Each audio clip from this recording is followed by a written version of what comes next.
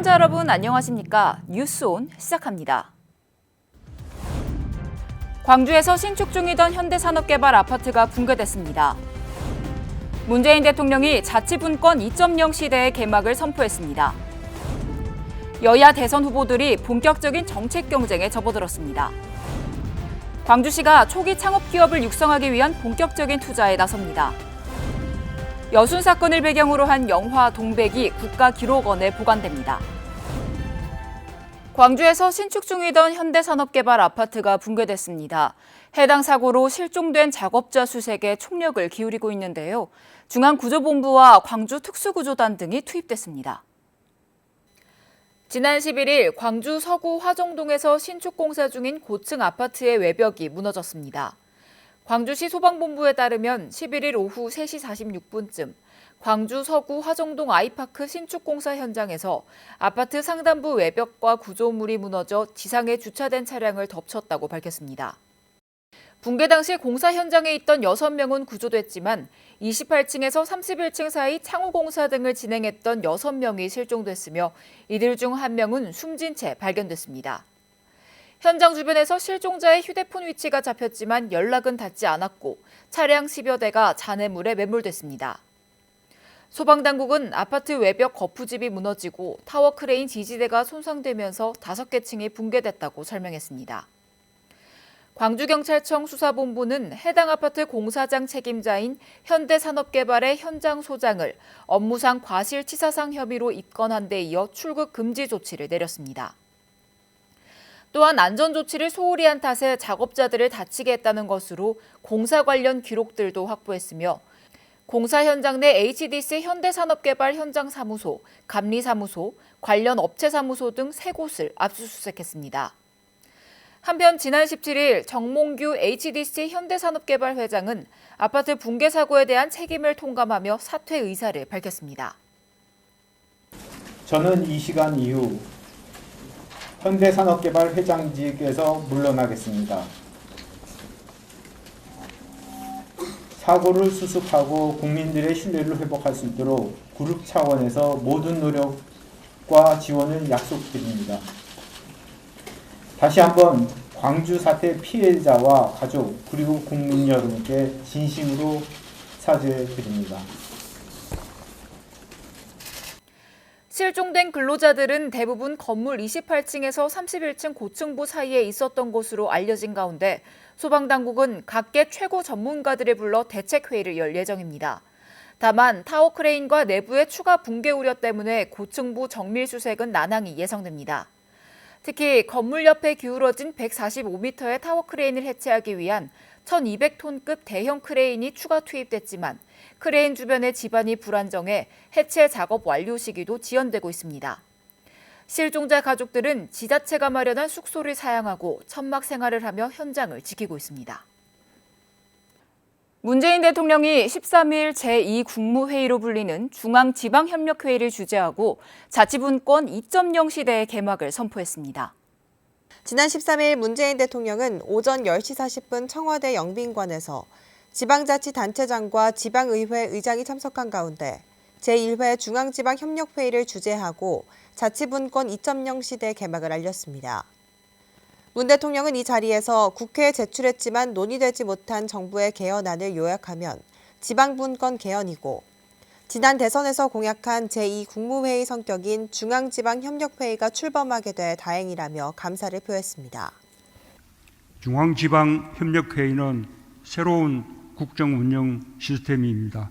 지방과 관련된 주요 국정사안을 지방정부와 중앙정부가 함께 긴밀하게 협의하고 결정하게 될 것입니다.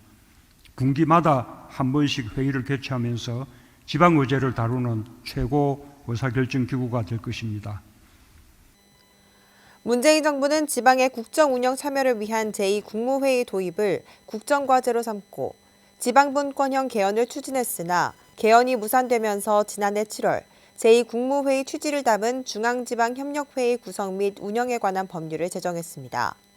32년 만에 전부 새롭게 제정된 중앙지방협력회의법, 주민조례 발안법, 지방공무원법, 지방공무원 교육훈련법 등 5개, 재개정 법률과 지방자치법 시행령 등 17개 재개정 대통령령이 시행되면서 자치분권 2.0 시대가 실질적으로 개막하는 날이 됐습니다. 또 문 대통령은 지역균형 뉴딜, 상생형 지역 일자리 모델 등을 통해 지역 경제 활력 회복을 도모하는 한편 최근에는 수도권 집중 현상에 대응해 부산, 울산, 경남, 부울경 메가시티 등 초광역 협력을 국가 균형 발전의 새로운 모델로 제시하고 추진하고 있습니다. 문 대통령은 정부의 권한은 분권으로 강력해지고 주민의 참여가 더해질수록 민주주의는 견고해진다며 지역이 살아야 대한민국이 살아난다는 마음으로 중앙지방협력회의에 임해주시길 당부한다고 말했습니다. 중앙지방협력회의에서는 대통령 주재하에 중앙과 지방의 최고 의사결정권자들이 함께 지방자치와 균형발전 관련 주요 정책 등을 심의하게 됩니다.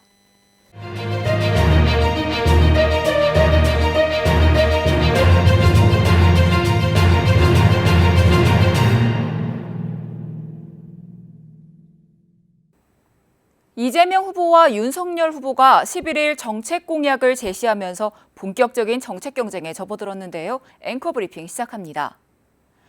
코로나 사태, 또 국가 부채, 노동시장 개혁 등 국가적 과제들이 남아있는 가운데 여야 대선 후보들이 내놓은 수많은 공약 실행 방안에 대한 의문이 제기되고 있는데요. 각 언론사별 의견 살펴봅니다. 먼저 A일보는 이번 대선에선 국가적 이슈들이 사라지고 그 자리에 세금 퍼주기 포퓰리즘 공약들만 난무하고 있다고 비판했습니다. 이재명 더불어민주당 후보는 100만 호를 기본주택으로 지어 일반에 공급한다고 했으며 윤석열 국민의힘 후보는 30만 호를 청년 원가주택으로 공급하겠다고 했는데 이를 위해 약 90조 원이 필요하다고 꼬집었습니다.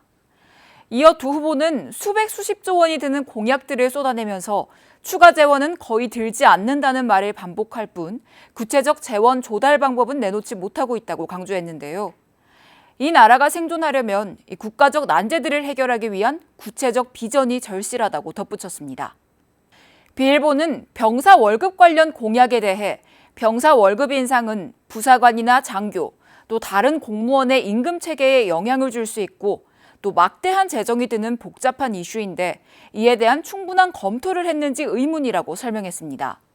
또한 두 후보의 부동산 공약은 발표 시기만 다를 뿐 250만 가구 공급, 보유세 인하, 다주택자 양도소득세 중과유예 등 정책 기조에서 차이가 없다고 강조했는데요.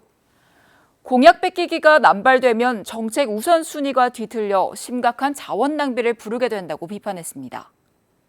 C일보는 네거티브 정쟁에서 벗어나는 것은 반갑지만 실효성과 거리가 먼 부풀리기가 많아 우려된다고 말했습니다. 특히 선거 공약에는 어느 정도 과장을 피하기 힘들다 해도 두 후보의 공약과 정책들은 제도개혁의 난제뿐 아니라 재정의 뒷받침 등에서도 실현 가능성을 간과한 것들이 허다하다고 꼬집었는데요. 그럼에도 현재 우리 사회의 가장 시급한 과제인 노동개혁, 공공개혁, 연금개혁에는 한마디도 하지 않는다고 덧붙였습니다. 두 여야 후보 모두 공정과 혁신을 말하고 있습니다.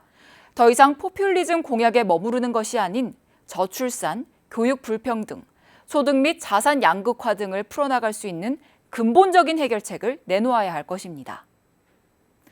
다음 앵커 브리핑 이어갑니다. 정몽규 현대산업개발 회장이 17일 광주 서구 화정 아이파크 외벽 붕괴 사고에 대해 대국민 사과를 하면서 회장직에서 물러나겠다고 밝혔는데요. 실종자 가족들은 정 회장의 사퇴에 대해 사과보다는 책임을 지라며 격양된 반응을 보이고 있습니다. 현 상황에 대한 각 언론사별 의견 살펴보겠습니다. 먼저 A일보는 정 회장의 사퇴는 기업 최고 책임자로서 잇따른 참사에 대해 책임을 지겠다는 뜻이라며 그동안 건설 사고에 대해 최고 경영자가 책임지는 전례가 없었던 만큼 정 회장의 이번 사퇴가 현장의 참사를 줄이는 계기로 작용하기를 기대한다고 말했습니다. 하지만 부실 시공 정황이 속속 드러나고 사고 수습이 진행되는 과정에서 최고 경영자가 물러나는 것이 적절한지는 의문이 든다고 말했습니다. 다음으로 B일보는 정 회장과 현대산업개발은 이번 화정 아이파크 공사 현장에서 학동 참사 원인으로 지적됐던 불법 재하청 정황이 또다시 드러난 것에도 우선적으로 해명해야 한다며 안전개념 부재로 초대형 사고를 연쇄적으로 일으킨 업주와 회사를 중대재해처벌법 시행 전이라고 처벌할 수 없다는 논리를 수긍하는 국민은 아무도 없다고 말했습니다. 또한 정부는 산업재해에 대한 책임을 사업주에게 묻는 산업안전보건법을 적용해도 충분히 처벌하고도 남는다는 지적에 답하지 않으면 안 된다고 강조했습니다. 마지막으로 C일보는 우선 도의적 책임이라도 지겠다는 정 회장의 사퇴를 폄하할 이유는 없지만 사고 원인 규명은 제대로 시작도 못했는데 회장직부터 던지는 행태는 무책임하게 비칠 수 있다고 말했습니다. 사고 당한 현장 노동자 6명 가운데 1명은 숨진 채 발견됐고 5명은 아직 생사도 알지 못하는 상황에서 피해자 가족들이 최고 경영자의 사과를 TV로 마주하는 것 또한 억장이 무너질 노릇이라며 물러날 게 아니라 책임진 뒤 응당한 처벌을 받아야 한다는 비난이 나오는 것도 무리가 아니라고 말했습니다. 경찰은 현재 HDC 현대산업개발 직원과 감리 등 관련자 9명을 추가 입건했습니다. 현행 건설산업기본법에 따르면 부실시공업체는 건설업 등록 말소나 1년 이내에 영업정지 처분을 받게 됩니다. 이런 처벌은 고의나 과실로 건설공사를 부실하게 시공해 시설물의 구조상 주요 부분에 중대한 손괴를 일으켜 공중에 위험을 발생하게 한 경우에 내려질 수 있는데요. 조사 결과가 나와야 알겠지만 다시는 이러한 피해가 없도록 모든 가능성을 열어놓고 조사해야 할 것입니다. 다음은 스포츠센터 관련 국민청원입니다. 서울의 한 어린이 스포츠센터 대표가 직원을 엽기적인 방법으로 폭행해 숨지게 한 사건과 또 관련 경찰의 무책임한 대응을 지적하는 청와대 국민청원이 올라왔습니다. 지난 4일 청와대 국민청원 게시판에는 어린이 스포츠센터 엽기 살인사건 피의자 대표 신상 공개와 강력 처벌을 원합니다라는 제목의 글이 등장했습니다.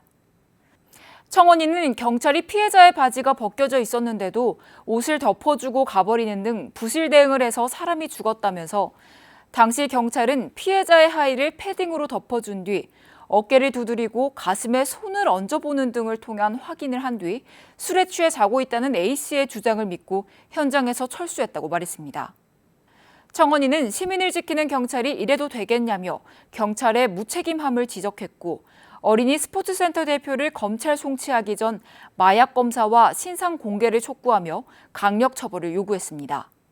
경찰은 스포츠센터 대표 A씨를 지난 12월 31일 긴급 체포한 뒤 폭행치사 혐의에서 살인 혐의로 죄명을 받고 구속했고 A씨를 검찰에 송치할 방침입니다.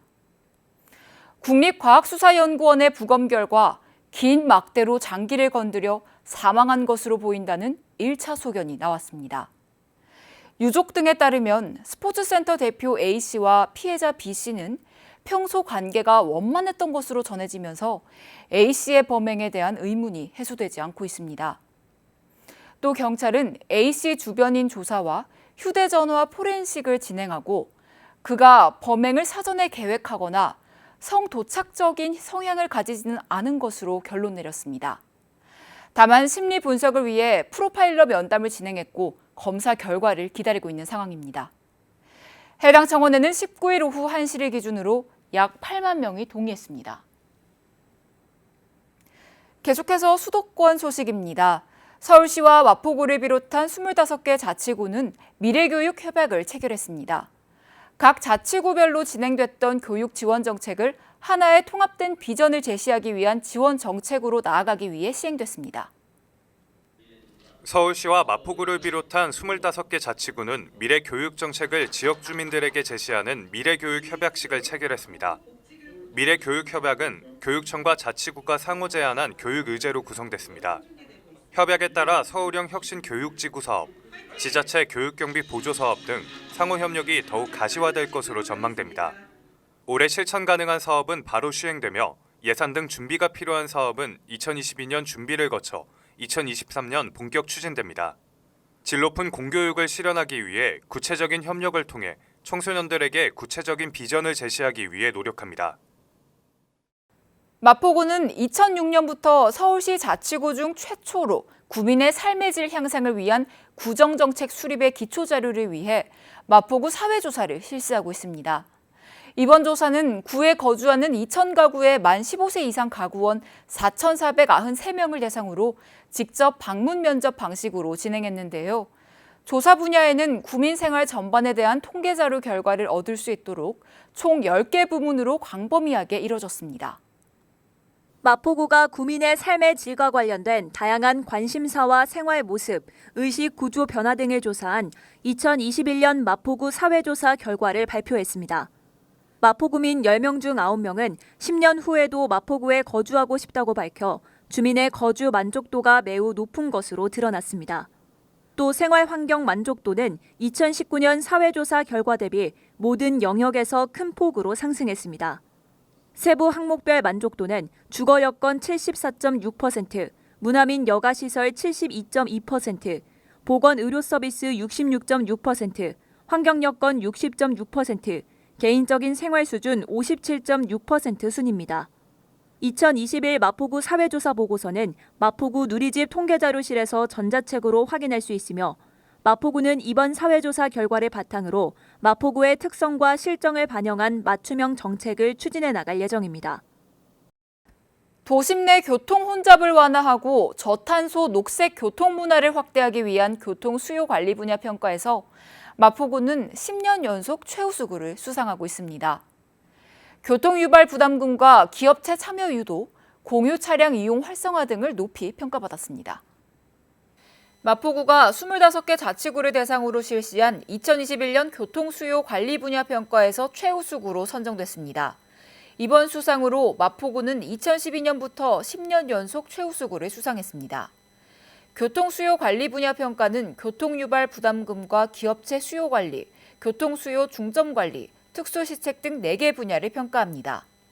마포구는 기업체의 교통 수요 관리 참여 유도를 위해 컨설팅과 설명회 등을 개최하며 참여율을 높였습니다.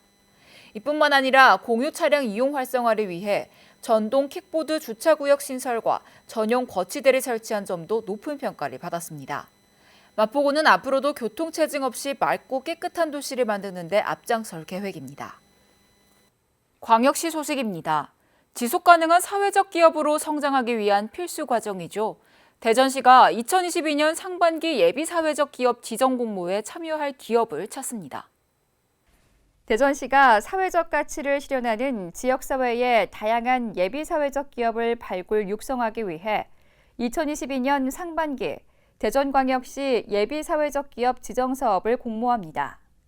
예비사회적 기업 신청 대상은 사회적 기업 육성법에서 정한 조직 형태를 갖추고 있으며 사회적 목적 실현을 주된 목적으로 하는 기업입니다.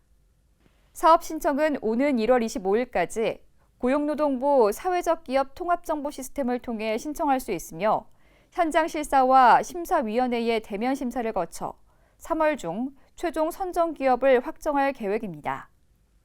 한편 예비사회적 기업 지정 기간은 3년으로 기업당 최대 50명의 근로자에 대해 최저임금 수준의 인건비를 받을 수 있는 일자리 창출 지원 사업과 연간 최대 5천만 원을 2년간 지원받을 수 있는 사업개발비 지원 사업에 참여할 수 있습니다.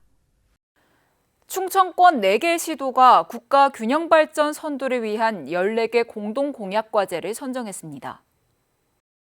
1월 10일 세종시청에서 대전시를 비롯한 충청권 4개 시도가 모여 제20대 대선 후보에게 건의할 충청권 공동 공약을 발표하는 자리를 가졌습니다. 충청권 4개 시도는 그동안 수차례 협의를 통해 공통 핵심 과제 2개 사업과 각 시도별 대표 사업 등 총 14개 공약 과제를 최종 선정 발표했습니다. 핵심 과제로는 수도권 공공기관 혁신도시 이전, 지방분권을 위한 국회 양원제 및 행정수도 명문화 개헌을 선정했습니다. 이날 허태정 대전시장은 핵심 과제의 하나인 수도권 공공기관 혁신도시 이전과 더불어 대전시 공동공약 3개 등 총 4개 공약 과제를 직접 발표했으며 대전시 공약 과제는 충청권 첨단 신기술 실증단지 조성 사업, 충청 내륙철도 건설 사업, 충청권 바이오헬스 클러스터 구축 사업입니다. 광주시가 세금 공제 혜택이 있는 자동차세 연납 신청을 다음 달 3일까지 접수받습니다. 자동차세 연납은 매년 6월과 12월에 부과되는 자동차세를 한꺼번에 내는 것으로 1월에 납부하면 세액 9.15%가 공제되며 3월에 신청하면 7.5%, 6월은 5%, 9월은 2.5%를 감면받을 수 있습니다. 자동차세 연납은 납부자에게 절세 효과가 있고 시에게는 안정적인 재정 확보와 지방세 체납 방지 효과가 있어서 서로 상생할 수 있는 제도이니 시민 여러분의 많은 관심 바랍니다. 연납 신청은 자동차 등록지 관할구청 세무과로 전화 또는 방문하면 되고 16일부터는 자동응답 시스템과 위텍스 홈페이지에서도 가능합니다. 자동차세 연납 이력이 있는 경우에는 별도 신청 없이 세액이 공제된 연납 고지서가 자동 발송됩니다. 광주시가 지역의 유망한 초기 창업 기업을 육성하기 위해 본격적인 투자에 나섭니다. 광주시는 지난 12일 한국엔젤투자협회, 전라남북도 등과 초기 창업 기업에게 자금 투자 및 경영 자문 등을 통해 기업을 성장시키고 추후 투자 이익을 회수하는 호남엔젤 투자허브 펀드를 결성했습니다. 주요 투자 대상은 호남 지역에 소재한 1에서 3년 이내 초기 창업 기업, 연간 매출액 20억 원 미만 창업자와 벤처기업 등이며 기업당 투자 한도는 최대 5억 원입니다. 창업기업 투자유치 교육과 컨설팅, 투자유치 기업 발굴을 실시하고 분기별 투자심의위원회를 통해 투자를 결정할 계획입니다. 광주시는 집중 육성 중인 AI와 그린 뉴딜 관련 분야 창업자를 적극 지원할 계획이며 실질적인 투자가 AI 산업 활성화와 호남 지역 창업 생태계 조성에 큰 역할을 할 것으로 전망하고 있습니다. 계속해서 강원도 소식 전해드립니다.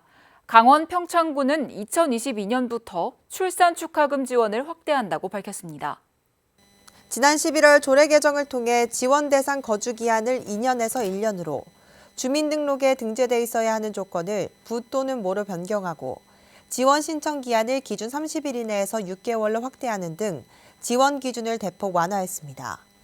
또한 2002년 1월 이후 출생자들에게 1인당 200만 원의 바우처 포인트를 지원하는 정부 저출산 대책의 일환인 첫 만남 이용권 지원 사업도 함께 시행됩니다. 요즘 각각의 개성이 담긴 다양한 서체들이 인기를 모으고 있습니다. 횡성에서는 횡성 한우를 형상화한 전용 서체가 개발돼 이목이 집중되고 있습니다. 횡성군은 지난 2021년 주민 설문조사를 거쳐 10월 본격 개발에 착수해 12월 횡성한우체 개발을 완료했습니다. 횡성한우체는 지역 정체성 확립과 군정 홍보를 위해 제작됐으며 서체는 한글 2,708자, 라틴 94자, KS 약물 986자로 구성됐습니다. 이렇게 개발된 서체는 횡성군 홈페이지에서 저작권 걱정 없이 내려받아 사용할 수 있습니다. 또한 누구나 안심하고 사용할 수 있도록 공공안심글꼴에 등록하고 한컴 오피스에서 사용 가능하도록 추진하는 한편 행정문서와 다양한 곳의 횡성한우체를 활용해 지역 고유 이미지를 확립해 나갈 계획입니다. 횡성한우체가 개성 넘치는 서체로서 많은 이들의 관심과 사랑을 받길 기대합니다. 충청도 소식입니다. 청주 오송에 들어설 첨단 임상시험센터 건립 사업이 순항하고 있습니다. 오는 6월 준공이 목표인데 센터가 문을 열면 오송을 국가감염병 위기 대응 중심지로 육성하는 데 탄력이 붙을 것으로 보입니다. 충청북도가 청주 오송에 추진하는 국가감염병 위기 대응 중심 클러스터의 핵심이 될 첨단 임상시험센터 건립이 순조롭게 진행되고 있습니다. 국비 323억 원이 투입되는 첨단 임상시험센터는 오송 첨단의료복합단지 내 14,545제곱미터로 들어섭니다. 총 60개 병상을 갖추며 오는 6월 준공을 목표로 하고 있습니다. 센터는 첨복단지 내 연구기관과 인근의 둥지를 튼 기업이 개발한 신약 후보, 의료기기 시제품의 임상시험을 진행합니다. 개발한 신약 성과물은 전 임상과 임상시험, 인허가, 상용화 등의 단계를 거쳐 제품화하게 됩니다. 이를 통해 센터가 문을 열면 청주 오송이 국가감염병 위기 대응 클러스터로의 조성에 탄력을 받게 됩니다. 충청북도는 센터 준공에 맞춰 코로나19 백신과 치료제 연구 개발의 중심지로 육성할 계획입니다. 또한 감염병 위기 대응 클러스터의 핵심 시설인 연계기술융합 연구병원 건립을 장기 과제로 추진해 나설 예정입니다. 연구병원 역시 의료, 연구, 임상실증 기능을 통합하며 대학과 출연연, 병원이 한 곳에서 통합적이고 유기적인 협력을 수행할 전망입니다. 설 명절을 앞두고 도민들이 안전한 식품을 구매할 수 있도록 충북도가 성수식품과 축산물 등의 위생관리를 점검합니다. 도는 먼저 성수식품 제조 가공업체와 제사음식 조리 판매업체 등 81곳을 대상으로 무신고 제조 판매, 유통기한 경과 제품 판매 여부 등을 점검합니다. 아울러 축산물 작업장과 가공식품을 제조 판매하는 업소 등 3,900여 곳을 대상으로 축산물의 위생적 제조 여부와 원산지 거짓 표시 여부 등을 점검합니다. 또한 선물용으로 많이 판매되는 제사음식과 수산물, 축산물 가공품은 수거 검사를 병행해 식중독균과 성분 규격 적합 여부에 대해 집중적으로 검사할 계획입니다. 도는 점검 결과 적발된 위반 업체는 관련 법령에 따라 행정처분하고 부적합 제품은 회수해 폐기할 방침입니다. 이어서 전라도 소식입니다. 권오봉 여수시장이 신년 기자회견을 열고 여수의 새로운 도약을 위한 비전을 밝혔습니다. 권오봉 시장은 여수의 새로운 성장 동력이 될 제3대 핵심 산업인 여순사건 특별법, 2026 여수 세계섬 박람회, 제33차 UN 기후변화 협약 당사국 총회를 추진해 나가겠다고 밝혔습니다. 아울러 전세대 복지 증진을 위한 정책, 청년 일자리 창출, 정주 여건 개선 등을 추진할 계획을 밝힌 가운데 지난 24년간 이어지고 있는 여수시 수건 사업인 본청사 별관 증축 문제는 반드시 해결해야 한다고 강조했습니다. 여순 사건을 배경으로 한 영화 동백이 국가기록원에 보관됩니다. 국가기록원은 올해 역사의 큰 파도로 피해를 입은 민간인들이라는 주제로 수집을 진행했으며 영화 동백은 민간인 피해 테마로 분류돼 학술적, 공익적 목적으로 활용될 예정입니다. 여수시 돌산 진모지구 영화 촬영장의 사후 활용을 추진하고 있습니다. 돌산 진모지구는 영화 명량의 후속작인 올해 개봉할 한산과 노량을 촬영한 것으로 전국적인 주목을 받았습니다. 여수시는 영화 세트장의 사후 활용 방안을 검토 중으로 대부분 목조 건물로 유지 보수와 관리 비용 등을 고려해 2026 여수 세계섬 박람회 연계 추진 등 사후 활용 계획에 대해 용역을 실시할 계획입니다. 문화 소식입니다. 동요 아기상어춤 유튜브 영상 조회수가 100억 회를 넘어서는 기록을 세웠습니다. 글로벌 패밀리 엔터테인먼트 기업 더 핑크퐁 컴퍼니는 아기상어 댄스 영상이 13일 오후 4시쯤 유튜브 역사상 처음으로 누적 조회수 100억 뷰를 달성했다고 밝혔습니다. 2016년 공개된 아기상어 댄스 영상은 중독성 있는 후렴구와 따라하기 쉬운 안무로 전 세계적인 인기를 끌고 있습니다. 더 핑크퐁 컴퍼니는 100억 뷰라는 기록은 전 세계 인구 78억 명을 훌쩍 뛰어넘은 수치로 지구에 사는 모든 인구가 적어도 한 번씩은 영상을 본 셈이라고 설명했습니다. 독일에서 열린 맨델스존 전국음악대학 경연대회 피아노 부문에서 1, 2, 3위를 모두 한국인이 차지했습니다.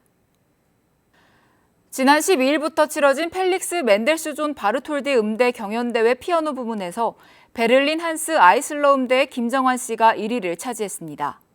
미넨 음대 김지영 씨가 2위에 오르고 하노버 음대 박용호, 박진영 씨가 공동 3위를 차지하면서 역대 처음으로 피아노 부문 최종 결선 후보 4명이 모두 한국인이라는 기록도 세웠습니다.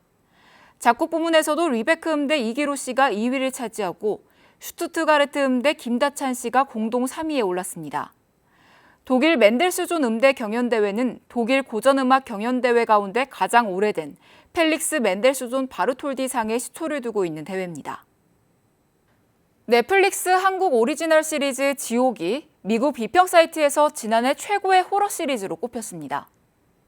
넷플릭스는 지옥이 로튼 토마토에서 평론가 평가 지수 97%를 유지하며 골든 토마토 어워드의 2021 베스트 호러 시리즈 부문 1위를 차지했다고 밝혔습니다. 로튼 토마토는 연상호 감독의 악마 같은 상상력이 만들어낸 지옥은 무서운 콘셉트를 활용해 인간의 오류성을 신중하게 탐구한다고 평가했습니다. 지옥은 지난해 11월 공개 직후 넷플릭스 TV 시리즈 세계 1위를 차지했으며 20일가량 10위권 내에 머물며 상위권을 유지했습니다.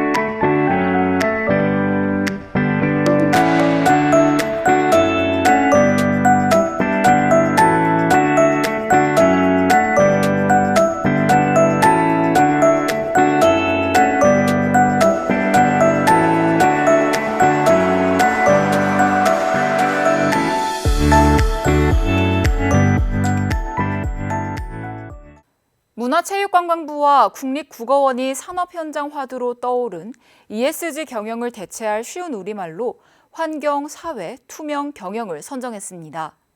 ESG 경영은 환경 보호와 사회적 책임을 고려하고 법 윤리를 준수해 지배 구조를 개선하는 경영 철학을 이르는 말인데요. 또 디지털 환경에서 태어나 성장해 디지털 기기를 자유자재로 활용하는 세대를 일컫는 외국어인 디지털 네이티브는 디지털 태생으로 바꿔 쓸 것을 제안했습니다. 이상 뉴스 마칩니다. 시청해주신 여러분 고맙습니다.